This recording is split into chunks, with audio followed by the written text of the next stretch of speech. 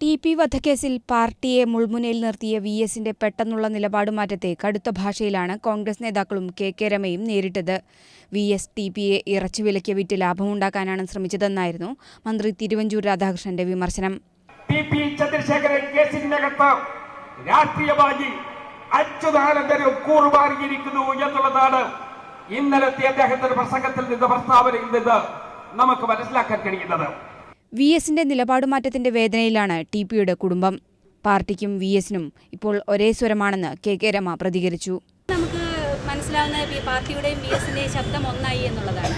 നേരത്തെ വേറിട്ട രണ്ട് ശബ്ദങ്ങൾ നമ്മൾ കേട്ടിരുന്നു. തീർച്ചയായിട്ടും അത് സത്യത്തിന് വേണ്ടിയിട്ടുള്ള നീതിക്ക് വേണ്ടിയിട്ടുള്ള ഒരു ശബ്ദമായിരുന്നു. VSനോട് അനുഭാവം പുലർത്തിയിരുന്ന നീലേശ്വരത്തെ VS ഓട്ടോ സ്റ്റാൻഡ് അദ്ദേഹത്തിന്റെ കട്ടൌട്ട് നീക്കിയാണ് പ്രതിഷേധിച്ചത്.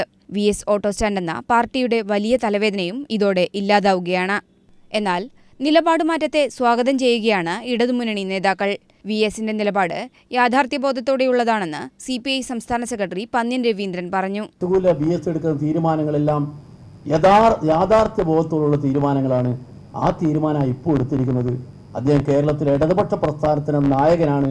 അദ്ദേഹം ആ ചുമതല നിർവഹിച്ചുകൊണ്ടിരിക്കുക. CPIMന്റെ നയവ്യതിയാനങ്ങളെ എതിർത്തിരുന്ന VSന്റെ നിലപാടുമാറ്റം വരും ദിവസങ്ങളിലും രാഷ്ട്രീയ കേരളം ചർച്ച ചെയ്യുമെന്നുറപ്പാണ്. News desk, India vision.